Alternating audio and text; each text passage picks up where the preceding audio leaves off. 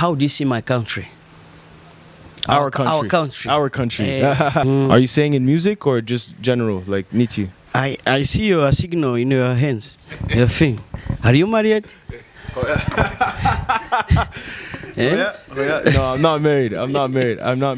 You're single? I'm single. I'm single. How old are you? 25. 25? 25, you are a little man. Yeah, I'm a bit young. I'm a little. What do you think that a mistake that a lot of the artists that are up and coming here, they do? Here in Rwanda? First is, I think, was our family. Family. How is your family connected to your music? Was born in our family. No, that is actually not your mistake. That is not your mistake.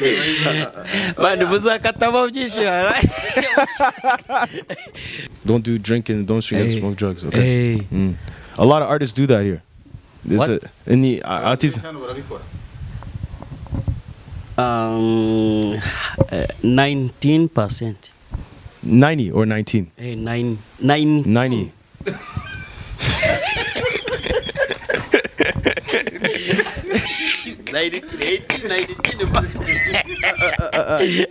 You don't understand about no, they can't make music with Sasa, bakakuryamira. Sleeping on you. Hey, I'm sleeping on you. Tunje dukaze kureba X-Large twizera kumeze neza cyane tugusuza uri hose hanyuma tunakubwira tuzi amahoro y'Imana komeza bane namwe kubyo mukora byose akazi koze muri kugenda mukora kagene neza cyane 5 kuri 5 do a subscribe comment like na share ubundi tugendane 5 kuri 5 imbere ya camera za X-Large nkuko bisanzwe ni episode ndi kumwe na KAZI muramuzi. Yes sir. Umuhanzi nyarwanda ariko gukorera music ye muri Canada ubungubu akari mu Rwanda tukaba tujye kuba tuganira rero byinshi bitandukanye kujyanye na muzika yiwe na muzika nyarwanda muri rusange na entertainment yacu muri rusange tukaba turi kumugane na Mbeba y'inzungu muramuzi cyane n'umuhanzi nyarwanda n'umuraperi akaba ari n'umukinnyi wa filme muramuzi ntabwo ndi bubitindeho ibyo iyo introduction niyo ngiyo muri make ya nabahanzi bose hanyuma kandi ibyo bakora babikora kugira ngo bizana umugati cyangwa se bakorera amafaranga hanyuma ari umuntu ushobora kwibaza ati se combination none uyu munsi collabo ya Mbeba y'inzungu na KAZI iraza kuba igenda gute nabitekereje mbitezeho cyane ndavuga ni ndabambaguza KAZI na Mbeba y'inzungu turamuzi nk'umuhanzi ariko abantu benshi bamaze igihe babona ibiganiro bya Mbeba y'inzungu n'umuntu actinga kuba hasi cyane n'umuntu uri humble n'umuntu uzasanga ari guhinga n'umuntu uzasanga ari gukubura umuntu uzasanga ahetse umwana ma interview yose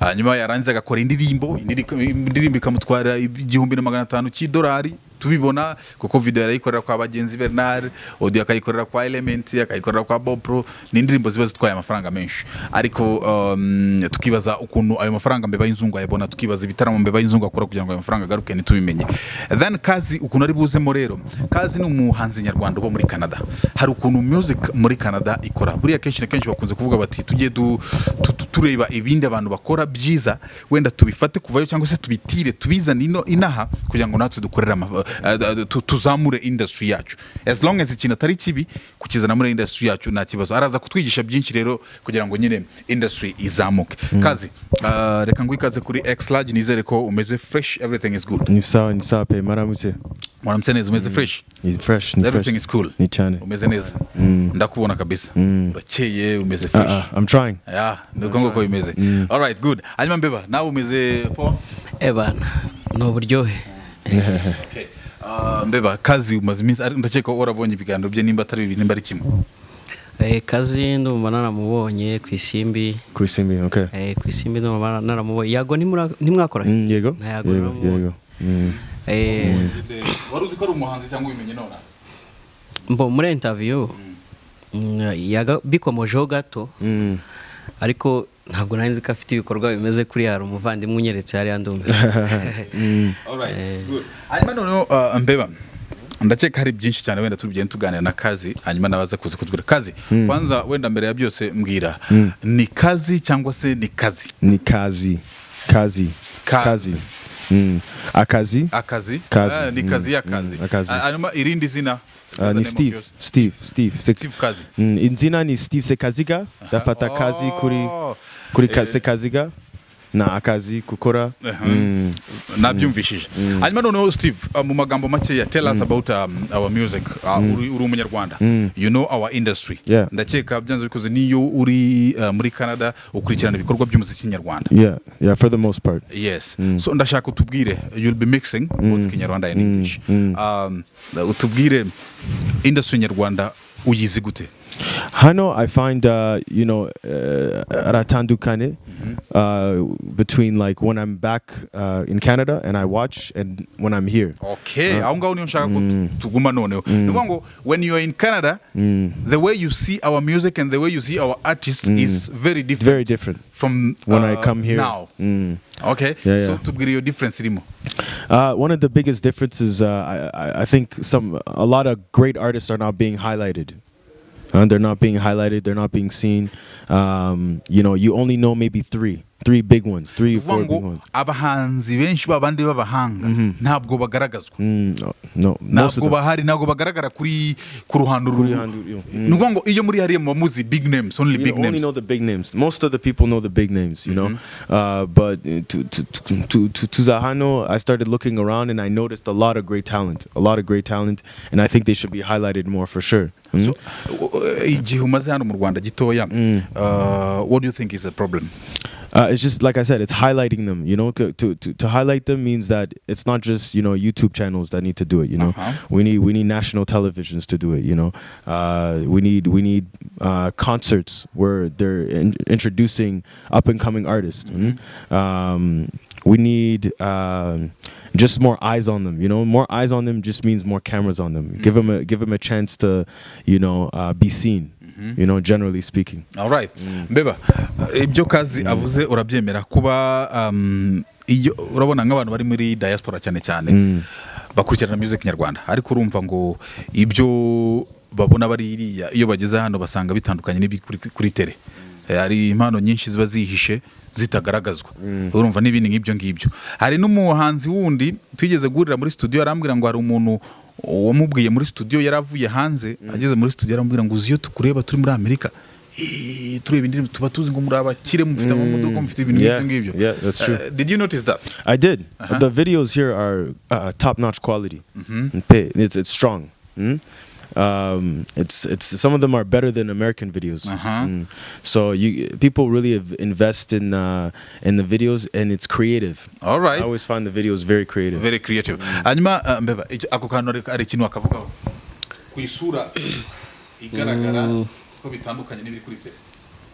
Ku isura igaragara nyine yuri nkanjye uri kuri tele, yuri hasi, uri down hariya nta muntu kureba. Hari amazina nyine azwi ahora ku rwego rumwe, umwe akavaho hakajyaho undi, undi akavaho hakajyaho undi, ariko imbeba mwinegeka nta muntu uhireba. Twe tuzamurwa n'Imana wa muntu. Tureke kuzamurwa n'Imana, tubanze tuganire mu kukwizamura kwanza no kwifasha kugira ngo Imana ibizemo nyuma ibihumugisha. Kuko byanze bikoze ntabwo twicara ngo Imana izamanura ukuboko ibiti izamura. Wowe ku gitekerezo cyawe waravuze ngo bagaragazwe uri kuvuga ngo bagaragazwe nk'ubu ngubu ushobora kubwira ati n'ubu ngubu turi kugaragaza.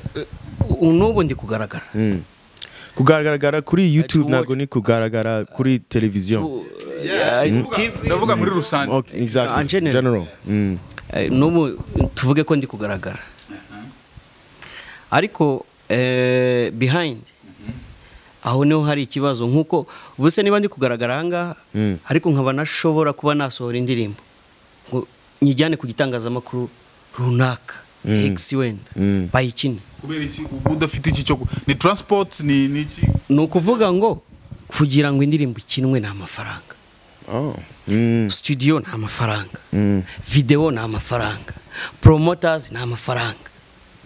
Everything. Yeah, money. It's money. Yeah. Here in Rwanda, our musician, there are two parts of a musician. There are musician surrounding our ground, upcoming. But there are another rich musician. Why do you call them rich? Why do you call them rich? It's many. If you look, when you are... Maybe he's talking about kuba twagira tuba dufite wenda uje tuba wenda ubwoko bubiri bw'abahanzi ari abagafashe arabari hasi. Ariko uvuga rich aho ngaho. When you are going in the way, you see, example, King James surrounding nice car. He have a big house in Ruyenzi. But me, I'm going in the fit in the town. It's different. It's two different styles. But that is actually how he started. Yeah, it's two different styles though. Started like that. No. You can't blame him. In our life, we need support. King James was when was after 10 years. He was I don't know to speak in English. I try. He was support. King James he was supported. He was supported. Me. Oui, King James was supported. Yeah. But me, it took 10 years. Yeah. He was saying actually aravuga ko mu myaka 10 ishize yarasupportinzwe sibyo yarafite umuntu umufasha. Okay. Urumva? But me, example now. Look. Where? When I'm going in the studio, Bobo Pro, he can walk ever good nice song. Yeah. Mbeba kuko na kazi ari buze kuza ajya vanga mu icyongereza n'ikinyarwanda nawe vanga icyongereza n'ikinyarwanda. Aha. Niba ngiye muri studio, Bobo Pro akankorera indirimbo nziza. Ibyo ntabwo bihagije. Nkeneye noneho wa muntu uzayipushinga ikinjira muri radio runaka igakinwa nkajya kuri level nk'iyabandi bariho. Kazi kuri points Mbeba atanze ari ikintu wumva wavugaho. Wowe uratangira like kufata music when did you start? I started 1 year. 1 year ago. It's not 1 year. Yeah, it's not 1 year. It's not a lot. It's not. You still have time. No, it's you know, things don't happen overnight. It doesn't happen murijoro. Like it doesn't happen overnight. There's people, you know. Think about it. There's people, big artists that you know that have been doing music for 10 years and never got $1 for the first 10 years. You know, if this is a passion that you have, I don't think you should look at it like, you know, I'm expecting support right now. I've been doing music for 5 years. All the money, everything that I've done in music came out of my pockets. I'm the one actually paying for it. It's the same thing. Hariya, kufata music, urangize muri studio. It's not enough. After that, you have to go shoot the video. That costs money. After that, you have to find a promoter. Someone, and here at least you can find 1 or 2 people and they will do everything. Hariya, you have to find 1 person for the radio, 1 person for television, 1 person to go and speak about you when, you know, shows are coming up. There's a bunch of different groups, but you're the one who has to go and get them, unless you have management.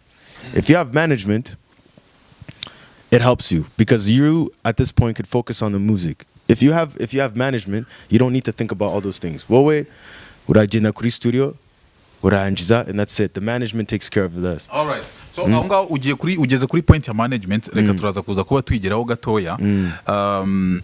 Icyo nshaka kubaza, ndashaka kuchallenginga Mbeba y'inzungu gatoya. Icyambere na mbere wenda uvuze kuri King James uvuga n'urugero watanze, which is not bad. Hano tutanga ingero, there is no problem. Yeah, it's an example. Yeah. King James imyaka uvuze 10 yose ni imyaka itari mikeya. Urumva ni passion. Passion yayihinduye akazi. Bitabimubyarira umusaruro. If you love it, uzabigeraho. Ikindi kintu nzi nuko abantu benshi baba discouraged. Nk'ubu ngubu ugasanga Mbeba bakoze 1 year amaze kuspendinga amafaranga ya naya ahisa bivamo. Ahisa vuga ati no, there is no money. I'm fighting na promotion ati akabivamo. Exactly. Another thing, Mbeba y'inzungu, he's too much into being a superstar, kuba popular, kugira ngo pushing indirimbo ibe known. Ariko sinigeze numva avuga ikintu kijyanye na business. Music ukora Mbeba y'inzungu, music ushora mu mafaranga arenze miliyoni kuri audio na video. Ubundi ubikora nka business gute? Ndashaka kubwira bareba X large unatubwire kugira ngo tuganire. Kazi araza kuza kudufasha cyane cyane ko music nawe azi uburyo ki yaba business. Hanyuma nawe araza kuza kutubwira ku ruhande rwiwe. Gusa uvange English Kinyarwanda, nawe Kazi ndaza kugusaba kujya uvangamo English Kinyarwanda. Sasa uvuze business. Buriya rero umwana apfa mu iteruro. Use aracyumvise Kazi. Arabizi. Iyo bikwiye bitangira. Nibyo koko nshobora kuba ndi gutegura wenda business irambye. Muri indimi izamenyekana gute? I will spend studio zaje muri audio video nje kuri radio simbone support indimi y'icuranga. Yeah. Ibyo ngibyo nukuvuga ngo umwana nta mwana uvuka ngahite yuzura ingobyi. Barabanza bakamufubika akabaho neza. Ariko uwo mwana yabonye gifubika. Nta mwana w'uruhinja. That's not how it works. Not in music. Not in music. Kwerichi, because there's a lot of competition. Everyone is doing music. Huh? Everyone does music. So now it's not people who are looking at you and saying, "Oh, I really want to support him," like a baby, like I want to take care of him. It's not like that. Now it's I have to sell myself. I have to put myself out there. Why do people want to invest in me? You got to go out there and speak for yourself. That's the difference. Not the difference. It's an example. True example. When you have a kids, your parents, these are kids. You call the kids. The kids, he come, Daddy, give me bombo. Ni mwana yawe, it's your kid. Hey, your kids. Give me bombo. You support the kid. Yeah. When you are parents, you don't think about the kid. He need bombo. So you need urategereza mpaka akubwiye ngo arashaka ntabwo wabitekereza ko umwana akeneye bo. Reba hari hano muri music business. Wowe ni parent. Music yawe ni umwana. You need to take care of them. That's exactly what it is. Ni wowe papa. Music yawe ni umwana. You have to take care of it. No. Sasa niba mbaye noneho para. Urumva? Ni yo muri ya business nakubwiraga. Nukuvuga ngo ndabanza ndebe inzira ngiye gucamo imeziti. Nama deja narayitangiye. Ntabwo ngiye gushyira hasi rero. Oya business igomba kwaguka. Why kuki se ibindi bigo andi makampani hadashobora kubona izina Mbeba y'inzungu akarifasha. Urumva bivana nanjye uko nakoze n'imbaraga nashyizemo. Naho na target igiye mfite. Ntabwo mfite target yo kuvuga ngo ndaririmba indirimbo imwe 2 10 ngo magarare. Impano ni ngari. Kandi buri munsi igenda ikura. Exactly. Bivuze ngo ukwikura igomba gukorana n'abashoramari nta bindi. Ariko uri kwibagirwa part ya management. Kandi you nayo ufite. Kandi you are a big name. Ariko nawe ufite management. Why? Management ya mbere ni wa muntu nshira indirimbo kuri YouTube akahita areba. Urabyemera? No, that's not just management. Management at a manager. Ni manager. He's managing your career. So it's everything that has to do with your career. It's not just posting the video on YouTube. Impamvu mvuze manager uwo nuko manager mukuru uko managing akagushyiramo amafaranga yakubonye biturutse kuri uriya wo hasi. Reka mwite weda hari rito manager na big manager. Sure. Big manager aragushoramo amafaranga afatika. Ndayifite iyo ngiyo nshyiramo amafaranga. No, that's an investor. Ni investor, not gonna manager. That's an investor. Oh yeah. Ni investor. Ariko management ntabwo ari umuntu umwe. Tubwire Kazi uvanze indimi muri English na Kinyarwanda kugira ngo tuze kuza kubyumva mu buryo bworoshye nibize kuza kugorana. Ubundi urumva ko afite investor kandi usibye nibyo ngibyo afite fan base. Araburiye management. Jewe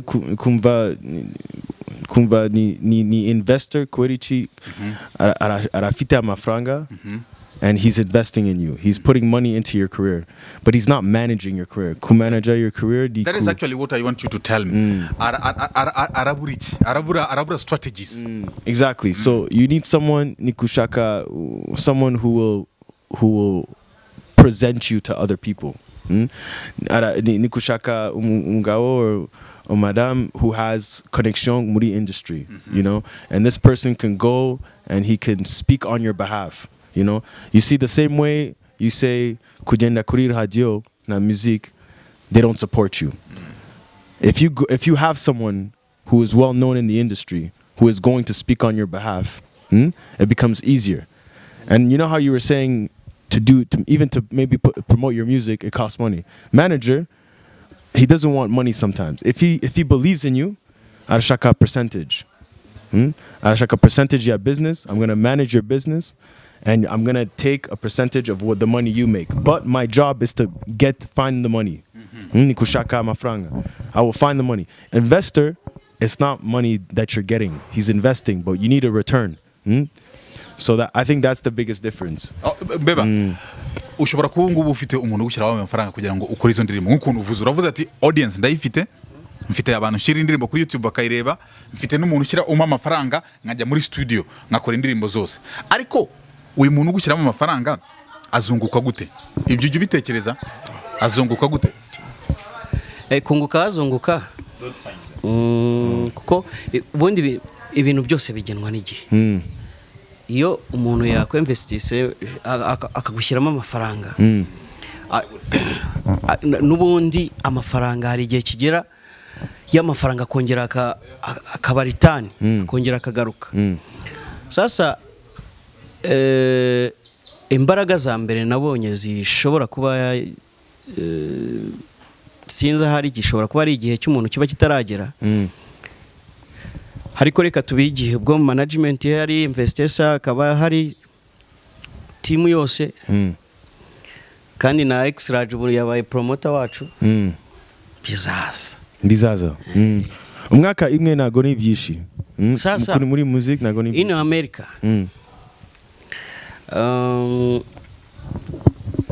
kuki tutajya twumva abahanzi baba muri Amerika bashininga nkuko twumva aba Diamond kandi muri kuri tele y'umuziki? Do you know no, I understand. You're asking basically why is it that, you know, in America you know, we don't have artists that are shining as big as like a Diamond Platinum, you know, I think the reason, but you're asking Nikuvuga, you're asking about the artists here, why we don't listen to them over there, or ni artiste muri America? Hey. Tuvuge uri umunyarwanda utuye muri Amerika ukorera muziki yawe muri Amerika ariko ibikorwa shwi ntago tujya tubyumva kandi hariya muri kuri field y'umuziki. Yeah, it's because there's an industry competition there's a big competition and even though the industry is there, it's still highly competitive. There's a lot more artists and there's a lot more access, but there's a few of them muri America that are very well known right now. There's an artist called Forever Friday. He's Rwandese. He's very big right now. Muri hip hop, he's very big right now.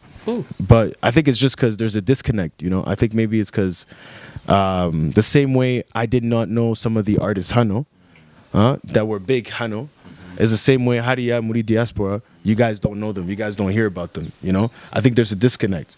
So it's important to build that bridge. I think that's what we're doing even having this conversation. It's to build that bridge so that, you know, we because Rwandese are worldwide. There's Rwandese all over the world. But Kwerichi kutura Muri diaspora turatandikane ya nahano.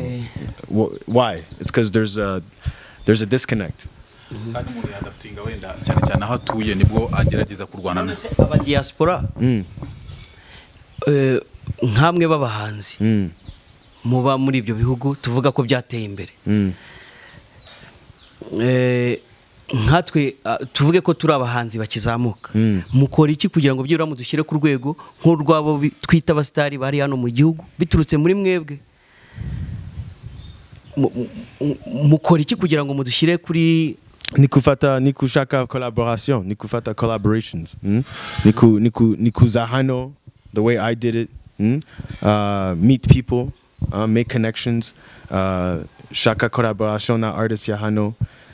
That's the best way to do it, because with internet now, social media and internet, it's very easy to know people.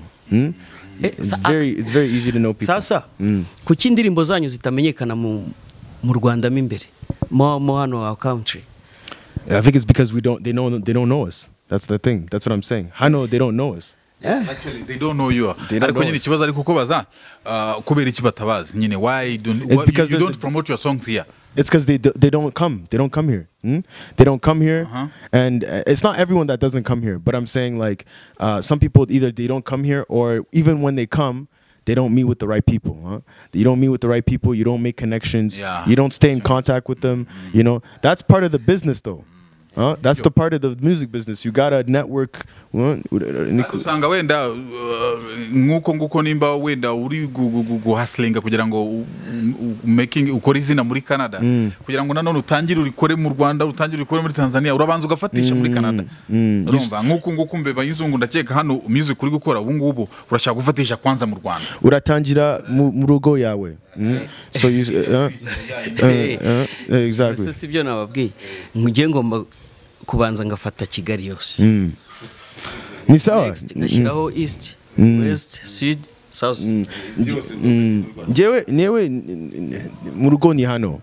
My home is here. So at the end of the day, kugenda kuri Canada kukora music, it's not a problem, you know, because I'm already living there. So for me, you know, like the same way you uragenda kuri east na west, jewe ndagenda kuri Montreal na Toronto, nisa. But now, ni kuza hano and start again, build, because I already built over there.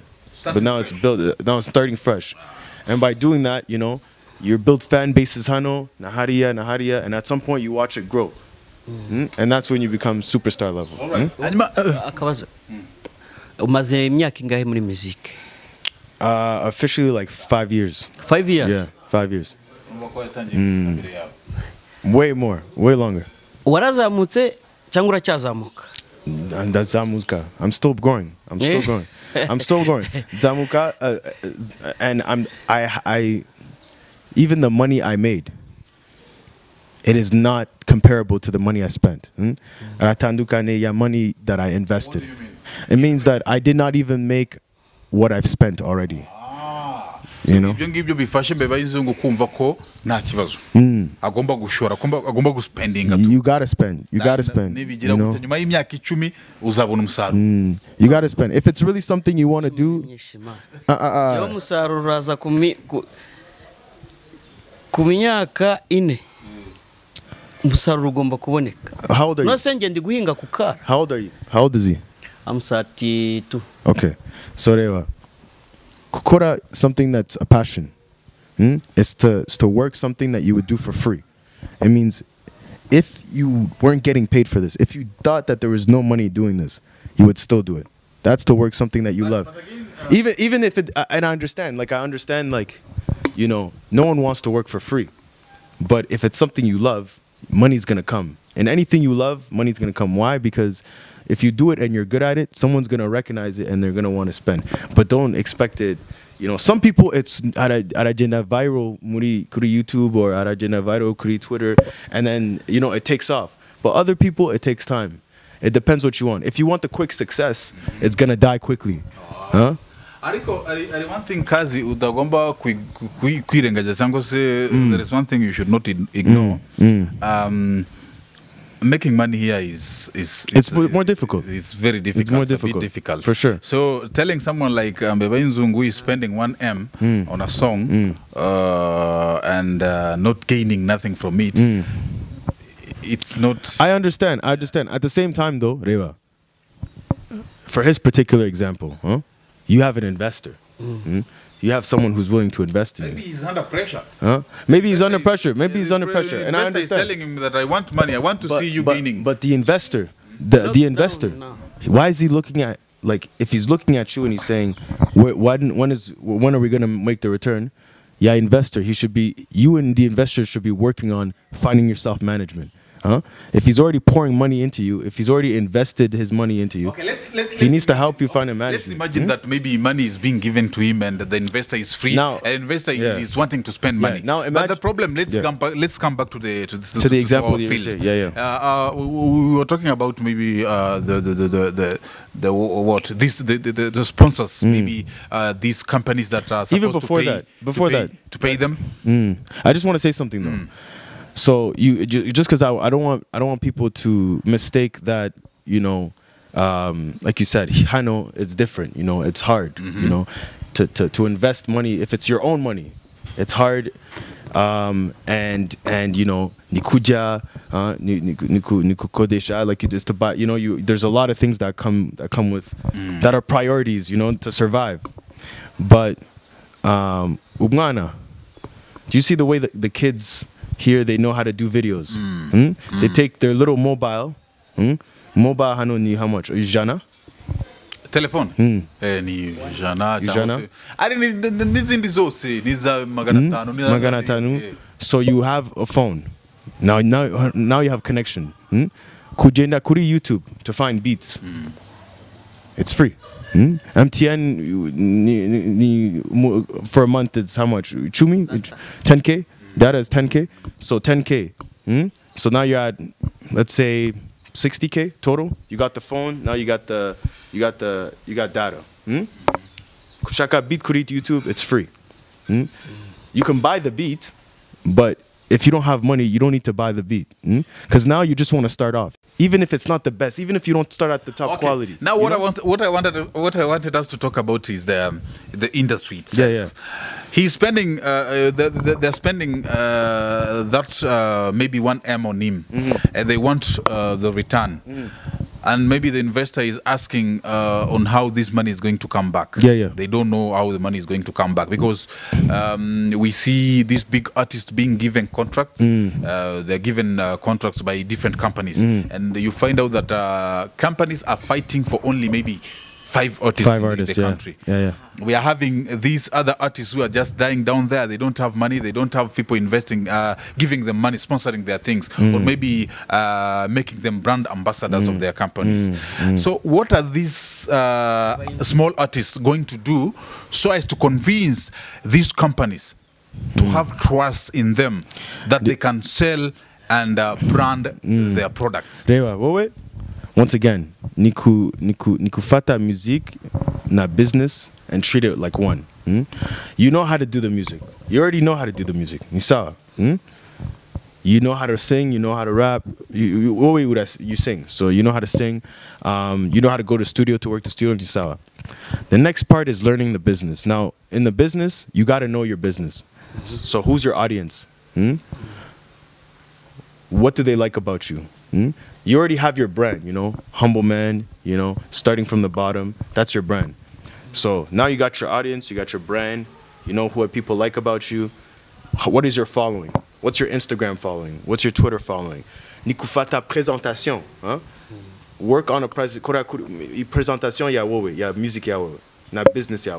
And then you can go and present it, because when these brands are looking at people, they have someone in the department. He might be working in human resources. He doesn't know anything about music. At Agenda Kuri YouTube, he just looks at the views and he says, "This is the guy." But that's not indicative of the people who are good or not. You know, so you present yourself with all this data compiled. And then you go to brands or companies that match your style. Rakunda jus, you like juice a lot. You talk about you love pineapple juice all the time. You go to a pineapple juice company and you tell them, hey, listen, this matches with my brands because every morning I wake up, I'm on Instagram, Moody Live, and I'm drinking juice.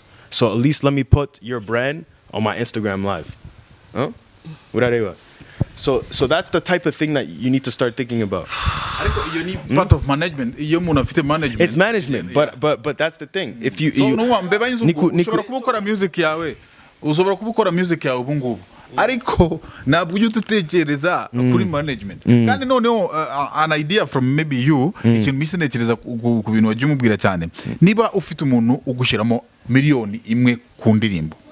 Niyongeramo 500,000 uhayaringe umumanager ugomba gukurikirana ibikorwa byawe ariko uri very creative.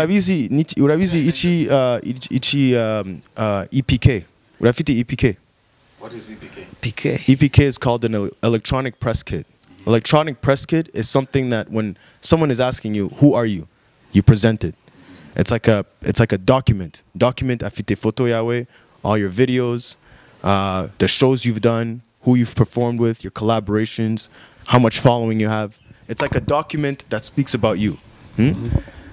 If you don't have that already, you need to start on it right now. Niku tangira right now. Mubwire yo EPK kuno. So nitangira. So niku shaka all your music. Put them in a document. Jena kuri Microsoft document, muri computer. Put all your music there. Documented, like, you know, and I'll send you mine. I'll send you mine so you can see an example. But it's called an electronic press kit. You just Google, right? Electronic press kit. You're gonna see it. Every artist has an electronic press kit. And urafite website. You have to get a website. Website nagonia mafranga meshi. It's not that much. Website kutangira website. Maximum. I paid 20K. Not 20K US, 20K Rundis francs. I didn't pay that much. Ngaka. No.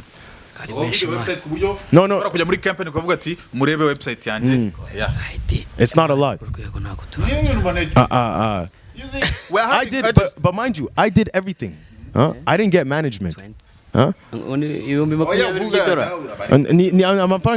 look, it's an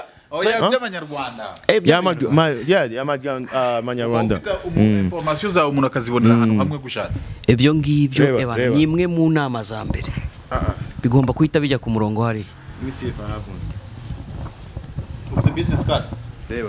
Ndayifite man. KAZI 2020. Email, website, na numero yanje. Niku scanner, hurry up, aragenda automatically on my website. Kufata photo ya hano, it goes automatically on my website. You need a business card. If I meet someone, I give my business card. Ariko ibyo bintu nawe ndakeka ibyo bintu uri kuvuga naga ari ibintu wenda twabwira mbeba y'inzungu gusa ni ibintu twabwira cyane cyane abantu bari muri industry. Sinzi umaze guhura n'abahanzi bangaye b'abanyarwanda. Hano. Maybe chumi. Abo muri abo 10 abo basanze bafite EPK ni bangaye? Maybe none of them. But that's what I'm saying. So you're asking me, why is there no money? Yeah, actually, where is the money? Let's not abantu bari kureba X-Large bataza gutekereza kuri ku blaming No. I'm not blaming you.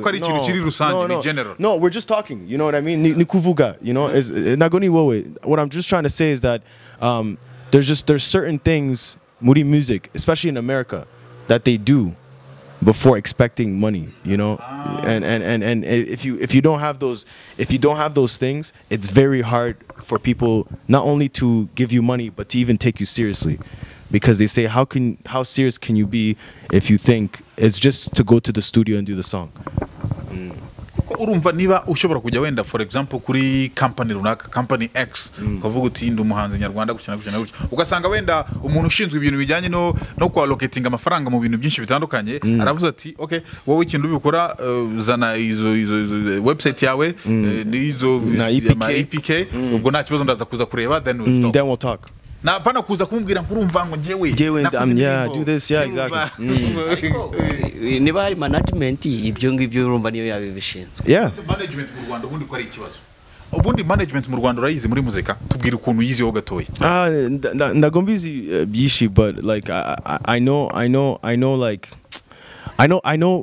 I know managements that run a couple of artists. So like Bad Brahma and the Main, all those guys, the guys who manage some of the artists. ikintu cyitwa management muri muzika nyarwanda hano mu Rwanda. Ikintu cyitwa management ni ikintu nk'ubu ngubu uyu nguyu ko afite umuntu umusapotinga muri muzika amwita manager. Ntabwo turamenya ngo management hari team igomba kuba iri ishinzwe promotion, hari team ishinzwe marketing, iselling kuko exactly nk'amakuru tuba dufite cyane cyane urebye nka team ya Diamond afite team nini cyane, ari abashinzwe promotion, ari abashinzwe tours, concert, ako kantu kose kukwambika, kurya, aho yaryamye, ushinzwe izo mbuga nkoranyambaga. Ni iri gupayinga bari abantu bose mu Rwanda. Wowe KAZI bizakugora cyane kuvuga ngo ugiye kumanaginga uyu nguyu. KAZI wenyine ni manager, siko tubivuga se? Uya no na reality iri hanze. I manage myself though, so for me avuze ati ngiye kugushyiramo amafaranga, ubwo izina rihita rihinduka manager. Kwerichi though, it's an investor. Ni investor. Ngavuga ngo ugenda ukora ibi n'ibi muri muzika. Management.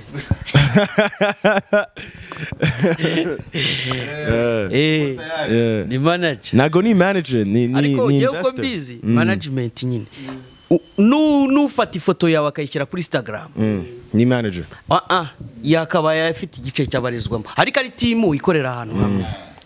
Hari ushinzwe kuba yamenya studio nziza uri bukoreremo, hari ushinzwe kukwambika, hari ushinzwe kurya aho yaryamye, ubuzima bwawe bwa buri munsi. Uselinga. You're making the money. You're making the money. Exactly. Nyine yagarura. Twebwe mani ku rwego nago biragera. Wita manager wo mu investor agomba kuvuga ati muri uku kwezi ndashora miliyoni 5. Membe bano naba ariko product ni mbeba. I'm expecting money maybe in 5 years. Yeah. None se ibyo byahita biko growing. Reka nguhe urugero. None se ubu ngubu bivuze ko izina it's not enough. Gukura kw'izina ntibisaba igihe, ahubwo nyine ubwo bushobozi bukoriyanta mu nguni zitandukanye. Ubwo bushobozi rega ni byakagombye kuba byazina. Rega amafaranga gusa ntago ahagije kugira ngo ube umuhanzi. It's not enough. It's buri party yose yagukora ukaba hari aho wagera, kereka ibonetse ku buzima bwawe. Hano mu Rwanda nago byapfa gushoboka. The part of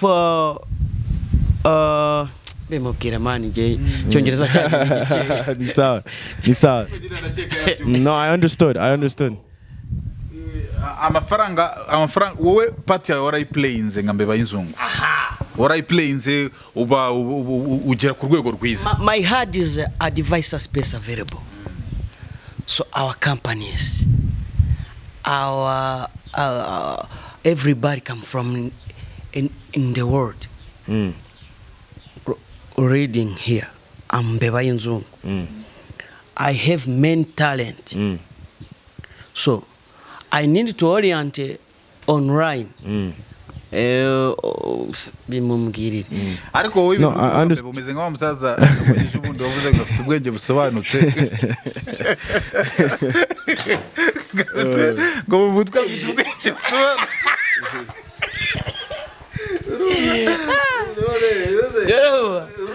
Mubutwa ushobora kuba ufite ubwenge busobanutse, ariko hari ibindi bintu bikenewe. That's it. Because you have to ask yourself, do you expect these companies to know who is the right artist to ask? Who is the artist that has the talent? Who is the artist? Do you want the companies to know? Do you want a juice company? Do you want MTN to know? They have to know. Esperanza. But do you want them to know? Arabizi. Do you think they know? They don't know. Head company. They might be knowing him, ariko badafite supporting documents. Yeah, they might have heard of you. Yeah.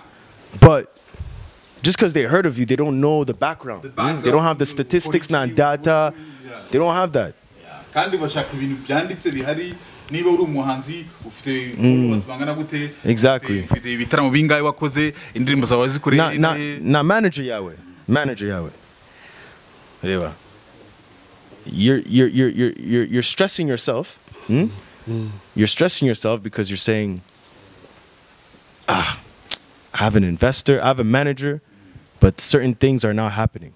We need person go every the door there. When the door open, I need the person going the inside there.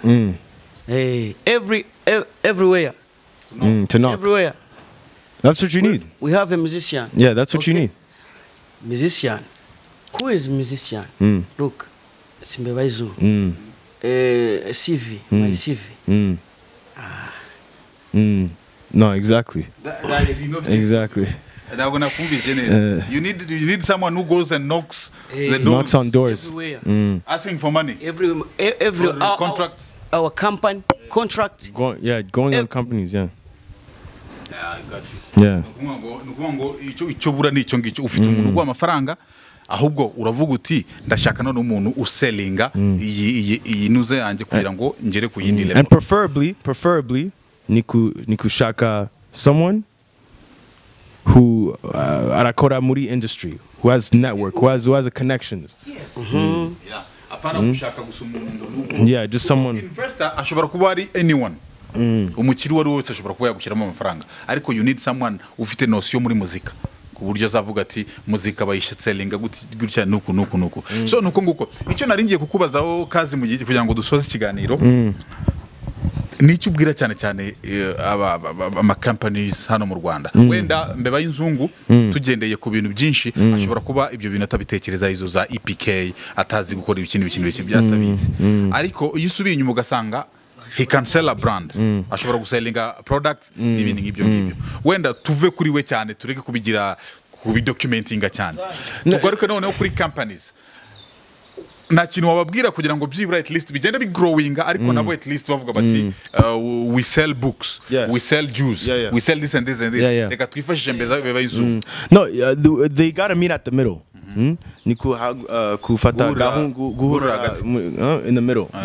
Because the companies as well, I think for them, they're very narrow-minded. But it's the same thing back home. It's the same thing back home. The same things that I'm talking about, it's not just here, it's back home. So, hano, niku shaka someone, at least in the company, who understands the music, who understands the entertainment business, who works in the industry. There are people, they call them, what do they call them again? Not counselors, but advisors. Okay. Not advisors or yeah, exactly. So these guys, companies hire them because they know how to advise on music. They know how to advise on young people. These companies, they don't know. Most of them don't know young people. They don't know how to track young people. And you find the ones to give out money, yeah, or maybe they're the to ones advise who the spend company about that certain artist. Exactly. So the advisor, the company hires the advisor. He says, "Hey, look, us turashaka artist that is attracting an audience between 15 to 30, who do sports." Who he's fit, you know, he works out, but he likes to play. Advisor na notion afite muri muzika. Hano. For example, ugasanga advisor, he knows nothing about. The advisor should know. Yeah. But the companies need to go seek the advisors. The advisor. That is what I'm saying. I'm saying ugasanga company ifite advisor, ariko advisor ugasanga nabwazi mbeba y'inzungu, nabwazi wowe, nabwazi advisors aragori kora muri company. He doesn't work at the company. He's independent. Yes, ndabizi, yeah. So urazanga kenshi na kenshi cyo bisaba nuko abo ba advisors bagomba kwiyadapta cyane n'abahanzi mukiyadapta kuri abo ba advisors. Mukaba inshuti zabo mukaganira in case abonetse agasoko ahantu runaka bakaguha amafaranga. But I know kushaka regular job. Ndashaka kukora muri mu magasin, tu vois? I can't just walk into the store and say I want a job. Don't they ask me for a resume or a CV? They ask me for that, no? So it's the same thing for an artist too. But at the same time, company, if she's looking for employees, he might go find someone to go refer to him, refer me some people. Yeah. So ngo niyo handi bahurira hagati uragenda kuri wa advisor no wa advisor ka advising a company depending nico bashaka guselling. Yeah. Nuko nguko imeze hanyuma noneho mbeba fata microphone ugira ikintu baza kazi we n'amagambo 2-3 dusoze twari minute 2 na kazi we bari ikintu. For sure. The fan base mu Rwanda uriya fan base yaba mu Rwanda no hanze mu Rwanda ibintu bijyanye na music ndakeka ari ibintu byinshi cyane benda byo kungurana ibitekerezo. Ask him two questions. How do you see my country? Our country. No, I love home. I love the culture. I love the language. You know, like I missed it a lot. You know, so I think for me, are you just saying in music in general, or you're saying music, or just in general? In Canada, you use music only. No, you're saying, how do I think? You asked me, how do I think about the country? Huh? Are you saying in music or just general, like Nietzsche? I see your signal in your hands, your thing. Are you married? Yeah. No, I'm not married. You're single? I'm single. How old are you? 25. 25? 25, you are a little man. Yeah, I'm a bit young. I'm a little bit. Yeah. But when a person look at your face, you are big. Yeah. You eating fresh or drinking? No, it's good family. It's I don't know. It's balanced, done. To work out, you know, just staying healthy. Staying healthy. Okay. So you can give me the freestyle in your song. Freestyle of my song. Nisa. Let me think. Congratulations to overdue. I made a way for the troops, as many were in the crew who really thought that we'd be through. Skyline images laying flat in the pool. See stars lining up perfectly must be the point of view. In the pudding you find the proof for those who searching for truth. But living it is different, can't afford to give out clues. Really, I'm just consumed by the money, glamour, and jewels. Level-headed lately, usually my head done loosen the screws. Something like that. I have many questions, but for you, do you think about the culture, our culture? How do you think you speak in English, French, but in here Rwanda it's not the best, yeah. How do you think about your kids? Yeah. Your future kids. Yeah. About in our country. Yeah. Second, enough. Yeah. Who musician meeting you? I know. Another here, how in our country. Yeah. Nuwe muhanzi mwahuye w'umunyarwanda utavuga icyongereza. Cyangwa se bose barakivuze. Bose barabivuze. They all speak.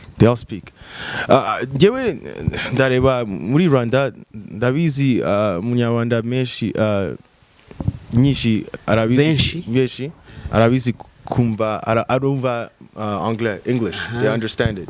Kuvuga, it depends, but artiste, most of them speak English. Most of them speak English. The ones I met, they most of them speak English. I haven't met one that didn't speak English. You know, I think it's because if you're an artist, you don't only listen to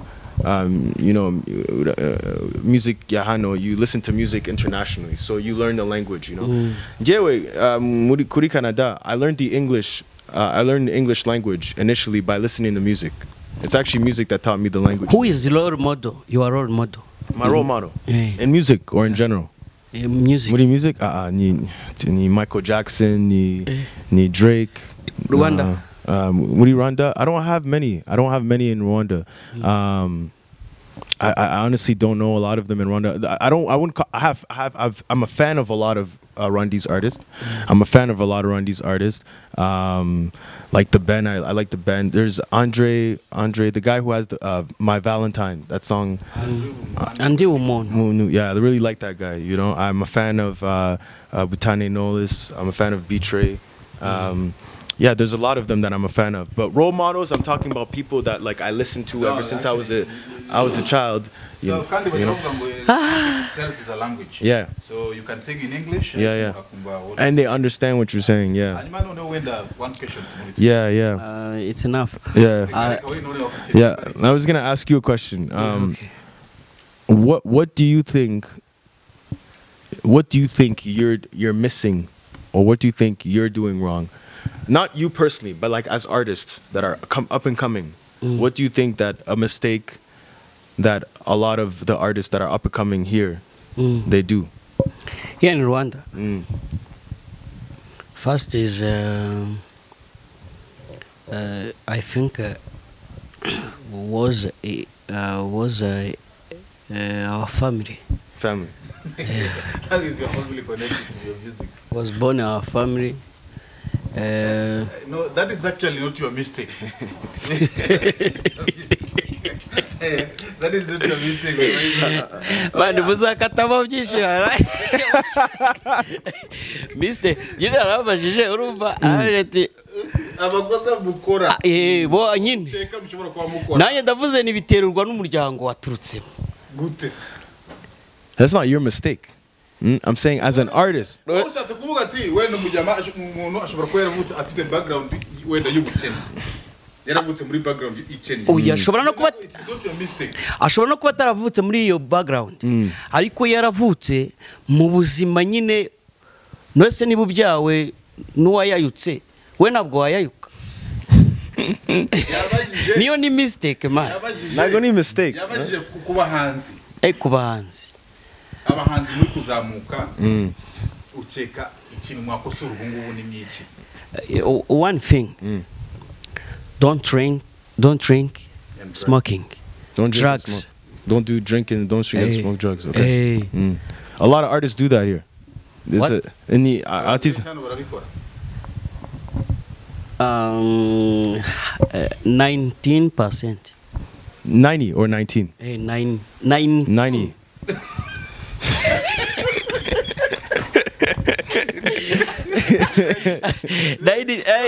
So 19%. 90. 19.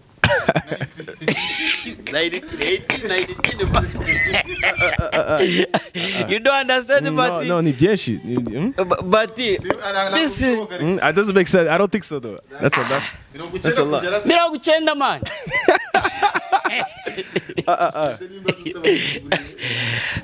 Bo ruva bareka gukoresha ibiyobyabwenge. Ikindi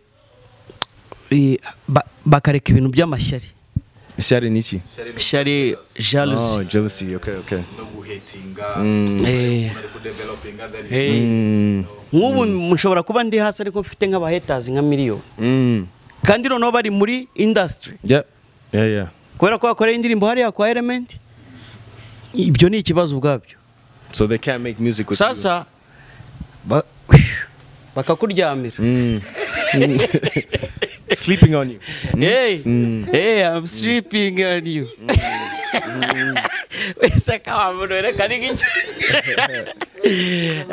Thank you. Today has been the most exciting. Yeah. That I had have so far in my life because I'm meeting teacher in our musician. I appreciate you are that. A teacher. Urakoze cyane, bro. What did you like? Humble ni uri humble ni umuntu uri humble uri cool kuntu uca bugufi. Bo ubwongo bwabitse byinshi buraza gucagura ningeraho. Ni sawa ndagukunda cyane na wowe ndagushimira. I think you gave me a chance to understand some of the challenges Yeah, I know. Especially Thank as an you. up-and-coming artist. So I think this conversation was very good. All right. Thank you very much guys, mwakoze cyane, mbashimire cyane, hanyuma mbabwire muti ni byiza cyane, ni byiza kuganira, iyi conversation, kuganira, making fun, tukaba serious in business n'ibindi ngibyo ngibyo. Abareba X large muduhe comment, like, hanyuma mudana dukore na share, ubundi ibintu bigenere 5 kuri 5 nkuko bisanzwe kuri Instagram ni Toman Ebra, ubundi ukore follow, unaduhe na subscribe hano kuri Instagram witwa nitwa Mbeba y'inzungu official rimwe. Okay. Hanyuma Kazi wowe kuri Instagram ni Jewe ni by KAZI ni BYKAZI. All right. Mwakoze cyane.